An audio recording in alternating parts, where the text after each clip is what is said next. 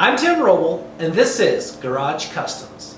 On today's episode, I'm going to take you through an updated shop tour and show you what new projects we have going on in the shop that we're going to finish up this year, and some of the machines that we're using today and where I want to actually go with them. So let's get started. Starting out in front of my garage, this is basically my motorcycle prep section. After the bikes have been pressure washed, air filter changed, chain lubed, then they just basically get put over here. Sometimes there's other maintenance that's required on them, and I'll build a little tag for it and roll that in the shop and take care of that on the lift. This little project right here I should have captured on film. Basically, this bike I built for my wife just a couple of months ago, and it's a CR85 Expert chassis with a CRF 80 motor. Basically, I took a two-stroke motor that had a power band and put a very easy to ride, easy to control four-stroke motor in this long travel chassis for my wife. Really neat. I had to fabricate a lot on the frame, did the down tubes and the lower frame cradles, tied everything in. There was machining, making a custom intake manifold. Basically, we had to change a lot on this bike, from locating the carburetor from the left side of the bike to the right side of the bike. Basically, the frames on the the CRF chassis was set up where all the shocks and everything was on the left side, and the CR chassis basically had everything on the right side. So there was a little bit of fabrication and a little bit of problem solving on this, but the bike's already been out and been tested, and it turned out really neat. Let me take you through the rest of the shop. Moving on, this is basically my sheet metal forming station, the English wheel that you may have seen in one of the previous episodes. I have a shrinker stretcher that's actually a deep throat design, so you can get down in a panel and actually put some shrinking somewhere. And beater bag, and then I have several different forms and dies to beat out different shapes on. So into the garage. So here we are at the mouth of the shop, and the first thing that comes to view is the Harbor Freight 3-roll arc roller. Basically what this will do is a roll an arc in a piece of tube, and it comes standard with 1, 1.5, and 2-inch round dies. For any other dies that you may need, you might want to contact Swag Off-Road. They have just about anything you can think of. Moving on is the Mittler Brothers bead roller. I use this for rolling curves or steps in a lot of my panels. Do a lot of really neat work with that machine. Moving back is the JD Squared Notch Master. I use this to make a notch or a fish mouth in my tubes at different angles when we're constructing a car or any tube work that we do. And then the cart that this is on is basically a slip hitch receiver. The port on the bottom is 2.5 by 2.5 by 250 wall, and then it takes a 2 by 2, basically a trailer hitch slip. So any of these things you can basically slip out of place and then go plug it into a port somewhere else.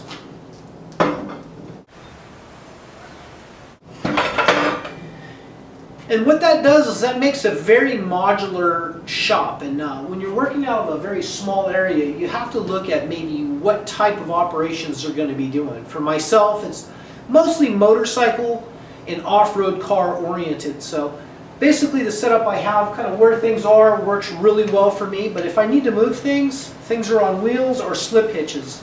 And then I have these ports. I have one sunk down in the concrete. I have 4 on my English wheel, and then I have 4 plugged into my welding table.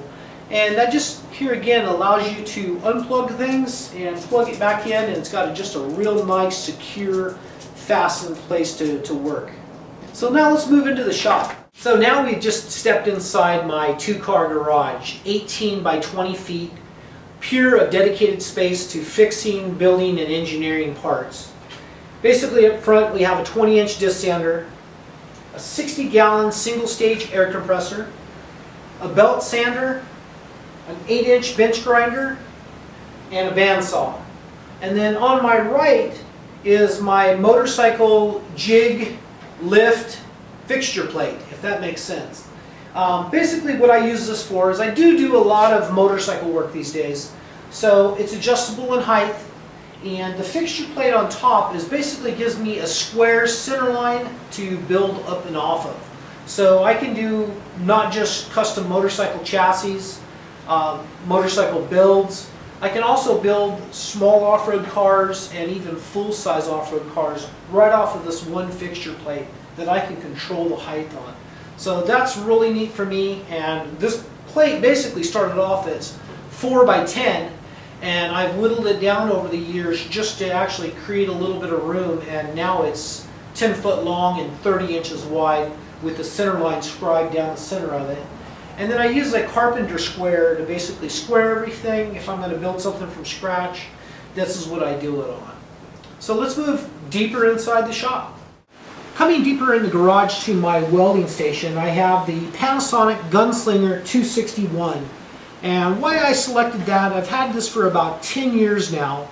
And I selected that, a lot of the off-road builders here in Southern California were building these high-end sand cars with these beautiful MIG welds around them. So basically I took a picture of that, tried to replicate it and couldn't, and figured out that the machine was part of that process. So I went out and purchased the Panasonic Gunslinger 261, came home, I pulled this left side panel on it. You can get in there and actually fine-tune your weld characteristic with different rheostats on how you want it to look. So went in there and it took about maybe 40 to 60 hours to fine-tune exactly what I wanted. But nice unit. It's built about 12 off-road cars now and several different little projects.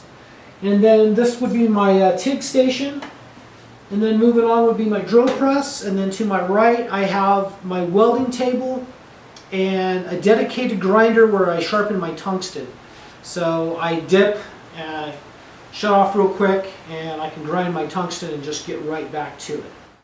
So this is the angle that you see a lot of my videos shot from, just because I spend about 90% of my day right here at this welding table jigging or fixturing or welding something up. So this is where I stand. It's the only place I actually have a mat to stand on in the shop. And a lot of times you will see a welder or a plasma cutter or something behind me.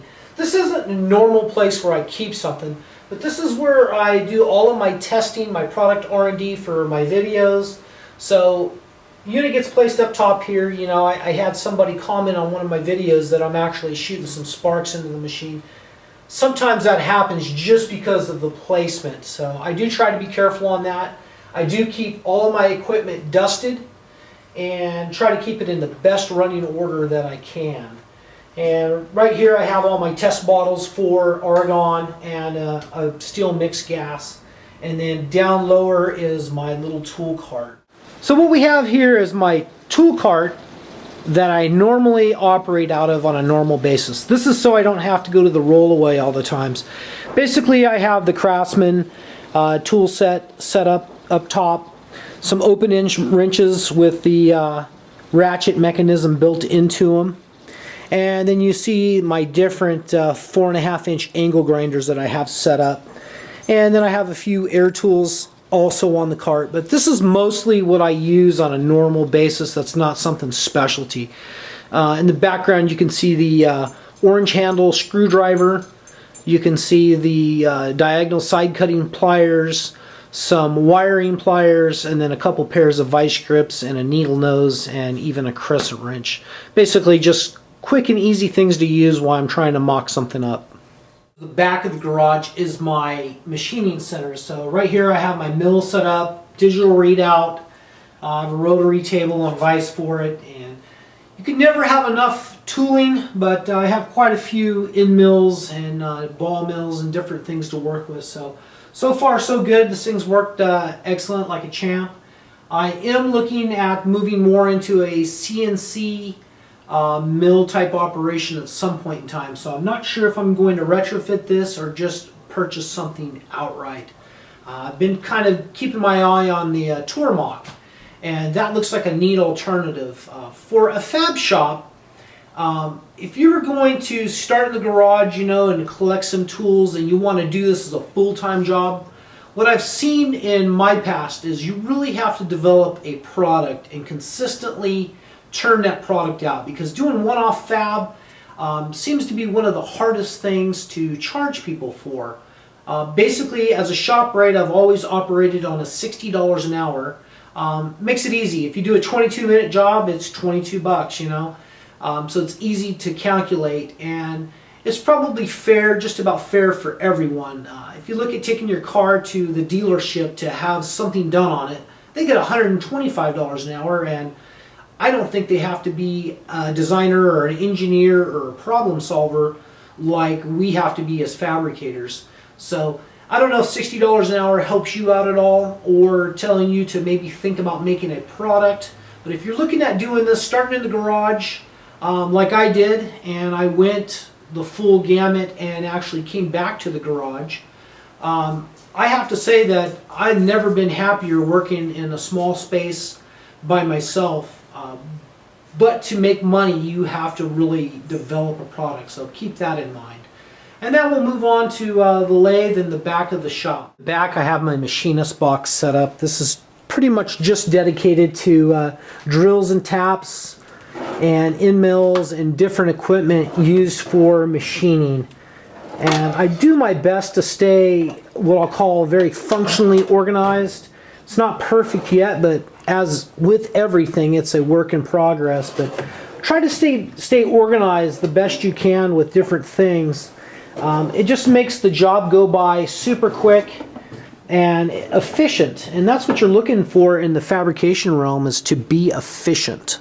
So back here I have my Jet 14x40 lathe, digital readout. Not that I actually need that. It's neat to have that for the accuracy, but about 90% of what I do on this unit is I make bushings and different little spacers. Might be for a back wheel, it might be for a rod end, but something that's specialty that needs to be turned or faced or actually created, I do on this. I also build my bar buttons on this unit. Bolted to the top of my welding table, easily removed with 2 bolts, is a slip roll. It allows me to roll nice arcs or cones into sheet metal. Below this I have the bottom box of my rollaway. Once again, efficient, organized. It's not perfect, but it allows me to access the tools very quick and very efficiently. And this is my chop saw station / metal rack. Basically I have the chop saw sunk down, so when you put a piece of metal in it, it actually just barely rests across here, so you can get a lot more accurate square cuts. As accurate and square as you're going to get with the chop saw anyway. Back here, a bunch of nuts and bolts storage. 20-ton press that I've basically cut down to make a benchtop model. Right now I have a plate brake or a shop press set up in it. Allows me to put bins in thicker material. I can do up to 3/8 on this. Here's something that you may or may not have seen, but it's a dimple die, and this is another thing that I use the press for. Basically, what you do is you bore a hole in material, and as you know, sheet metal becomes flimsy. You put a hole in it, it's even a little bit more flimsy. But with this, basically you put that in and you can use the press, or if it's thin enough, you can hit it with a dead blow hammer and it'll put a dimple in your material and actually reduce weight and increase rigidity. So it's a neat way to do that. Over here on my right now is the tools that are most common when I'm doing a motorcycle job. So my motorcycle lift is right here to my right also, and all the tools are laid out very efficient.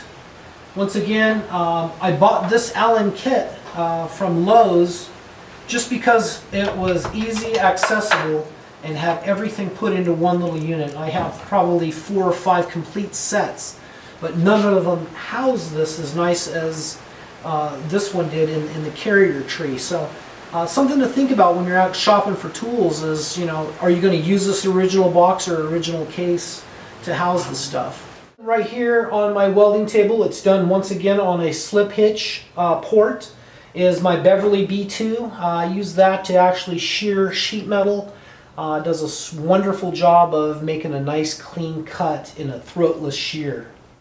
So people have asked what would be the first tools that you would get in the shop, and what I would say is a 4.5-inch angle grinder and a welder of some sort, MIG, TIG, ARC. For myself, a TIG unit and a 4.5-inch angle grinder is a great start. But what's my favorite tool in the shop, and I have to say my Torchmate. This changed the way that I actually thought about designing or engineering a product. Now, taking a set of tabs, maybe 4 tabs would take me an hour to cut out on the bandsaw, ingrain nice on the belt sander, and take and drill out on the mill or the drill press to get nice tabs. Well, now I have the repeatability of that so quick on this machine. And I do have it paired to the Hypertherm PowerMax 65. And underneath here you'll also see I have another plasma cutter, which is the Everlast. And why would I want another plasma cutter instead of just buying a hand torch? Well, this allows me to leave this machine set up, cutting very nice and accurately. And it allows me to take the Everlast and take that off site and do something with it. So that's why I have 2 different plasmas. So here we have our box and pan brake. I've used this for years. We're coming out of winter now, so I'll get the WD-40 back out again and Scotch-Brite it. Be all nice and bright and shiny here in a couple weeks. JB squared bender. I actually have the hydraulic unit for it. And actually this unit is when I discovered the 2x2 trailer hitch. I made a nice little plate that bolted down and I ended up pulling anchors out. So old timer told me, why don't you just put a trailer hitch down in there, a female, sink it in, concrete it in, and use a 2-inch slip fit to go in it. So that's what I did, and that's where that idea came from. Moving on, we have our torch. 99% of the time I use that with a rosebud on it. I use it for either heating up and getting metal forming or annealing process done with this. So that's pretty much what I use this for. So for the first project we're going to do after this is I'm going to take you through the process of basically building a set of custom air intake ducts. This is a fighter I built about 3 or 4 years ago. Ran these on the English wheel and we got a nice compound curve out of them on both surfaces. A lot of work went into building these, and I'm basically going to replicate these for a buddy of mine. So the first thing we'll do on that is we're going to build something out of cardboard. This is the left side, but it's simply a turnover for the right. We'll start to lay out what we want out of cardboard just because it's easier to do in cardboard and get our general design down. Once we have our design approved, then we'll lay it out and we'll cut out our piece and work on that. So this will be the number 1 project we're doing. Let me show you what number 2 is going to be. Up next is a vehicle that started its life as a Yamaha 450 quad. And this is the vehicle we call the Cannibal Light. Now this was actually stolen from us in our shop robbery, and San Bernardino PD was good enough to get it back for us. So real happy to have it back. We're going to make a few changes on this in the upcoming episodes. Some of the things we're going to cover is going to be welding on the radiator. What I have here is the stock Yamaha 450 radiator. And we had this mounted down low, and I wanted to move it up higher because we were running into some heating issues. I wanted to move it up so it got clean air. Basically, I had one of my guys pull it out and take it to the table. And when you're welding on aluminum, it's always best to ground to the part, not to the table, and then it'll arc strike to the part. Well, that's exactly what happened. He got in a hurry, left the ground on the table, and arc striked in the center of the radiator and made a pinhole. Now, is this something that we could fix? Yeah, we probably could, and we did a little bit of a job on fixing it. But with that, we've lost a little bit, a full row of cooling. And what I thought would be the best to do was go ahead and purchase a new radiator. So what I did is I looked for something that was compatible size-wise, and we have a Honda Civic aftermarket radiator here. And basically what we're going to do is we're going to take these inlet and outlet and change them a little bit, reduce the size, and then we'll do some mounting tabs and we'll get this mounted up in the unit. Moving next on, we'll do some sliding, very safe seat tracks for this unit. So somebody 6'3", 6'4", such as myself, down to someone as short as about 5 foot can drive the vehicle. And then I'll take you out front, we'll design and engineer and then fabricate a front bumper for the unit. And then basically we're going to disassemble everything, get this off to powder coat, get it all put back together, and get it ready to sell. Then next up is our 92 Geo Tracker 4-wheel drive.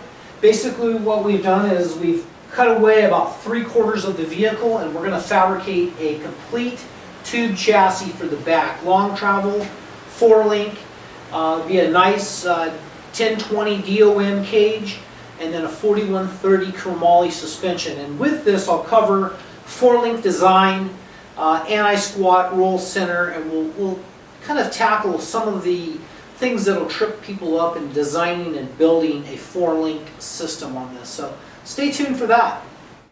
And for one of our next projects, it's going to be a 02 GSXR 750. It's a former track bike. It had track fairings on that we've sold. It's going to be what I'll call a trick and quick build.